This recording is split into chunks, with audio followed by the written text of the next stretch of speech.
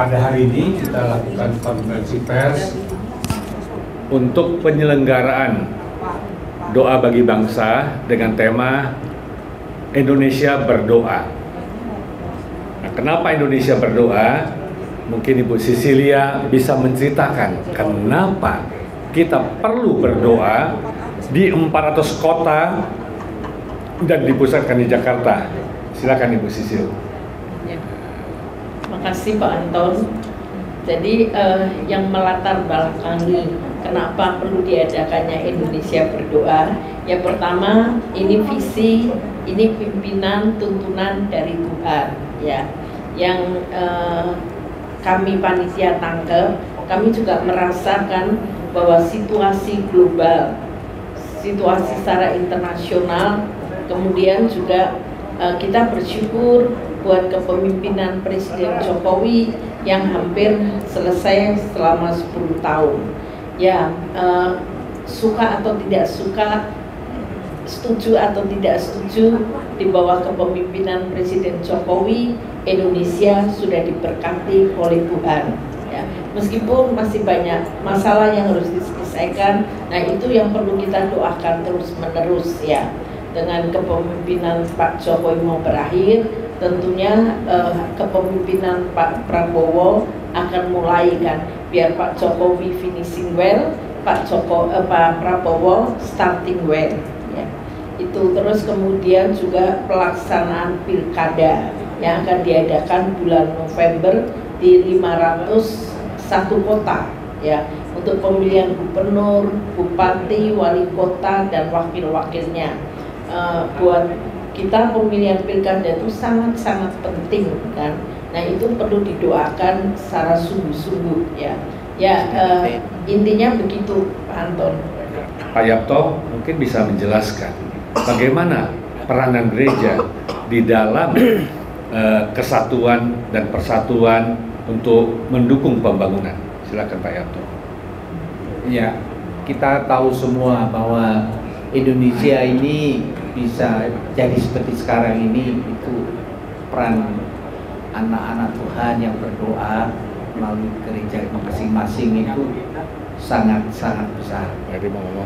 Kita melihat bahwa kemajuan yang terjadi di Indonesia ini didukung oleh hampir semua umat Kristiani di Indonesia ini.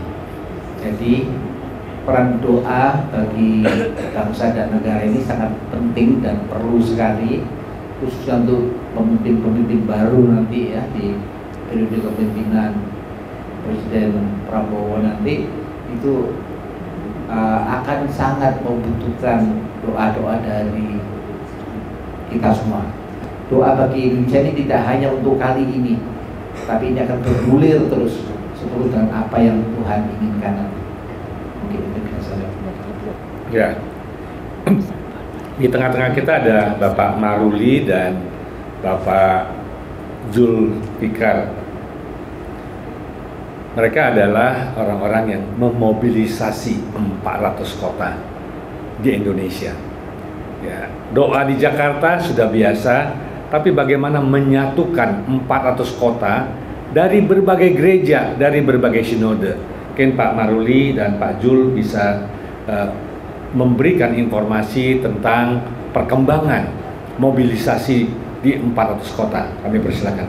Baik, nanti Pak Jul menambahkan, kita akan berkolaborasi. Jadi apa yang akan kita lakukan hari ini, mobilisasi yang kita lakukan itu lebih ke arah bagaimana mempersatukan, mengaitkan semua simpul-simpul yang selama ini sudah terjalin, lalu memobilisasi kembali untuk berdoa buat bangsa ini. Hal yang paling penting adalah Jakarta sendiri, sewaktu kita menjadi pusat atau puncak acara, tidak akan menjadi efektif jika kota-kota lain tidak dilibatkan. Dan pada kesempatan ini kita memobilisasi dan kita menggerakkan, walaupun pusat acaranya di Jakarta, tetapi kita percaya seluruh stakeholder bangsa ini, mulai dari timur sampai ke barat, mengambil bagian berdoa untuk bangsa ini. dan semua jaringan-jaringan di 400 kota ini kita akan terus back to back, artinya bahu-membahu untuk kita melihat bahwa acara ini bisa terselenggara dengan baik. Ya, kita akan tetap koordinasi untuk mobilisasi massa atau umat dengan bekerjasama dengan lembaga-lembaga Kristen. Dan kita akan buat juga pertemuan yang khusus supaya kegiatan ini betul-betul bermasyarakat, sehingga lewat lembaga-lembaga dan juga gereja-gereja lokal yang akan terlibat dalam mobilisasi massa ini bisa menjelaskan sedikit lagu tema. Baik, kita percaya dengan satu hati, dengan kerinduan hati kita supaya Indonesia diberkati dan dipulihkan.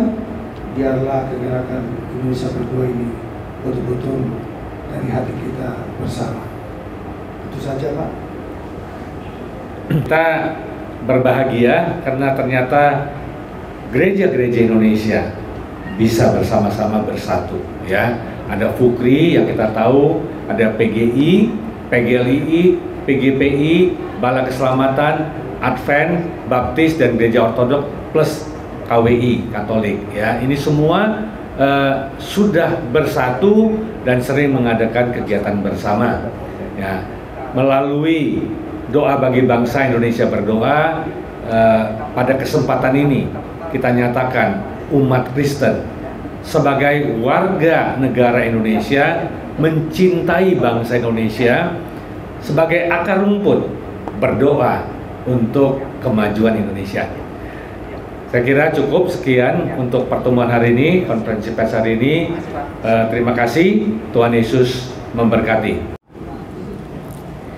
Tujuan dari Indonesia berdoa, ya pertama kita memang perlu mendoakan bangsa secara terus-menerus, ya, karena kita lihat pimpinan, pertolongan, perlindungan Tuhan atas Indonesia terus-menerus dilakukan atau terjadi.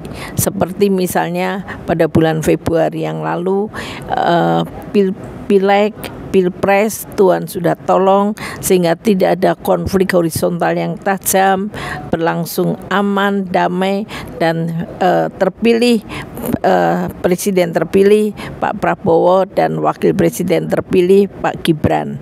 Itu. Kalau kita bicara tentang doa, ini bukan ujuk-ujuk tiba-tiba kita doa bagi bangsa. Ini adalah suatu sejarah di mana orang-orang Kristen bersama dengan pemimpin-pemimpin gereja, ketua-ketua sinode sudah memulainya sejak tahun 2003. Pertama kali doa kesatuan terjadi di plenary hall di Senayan.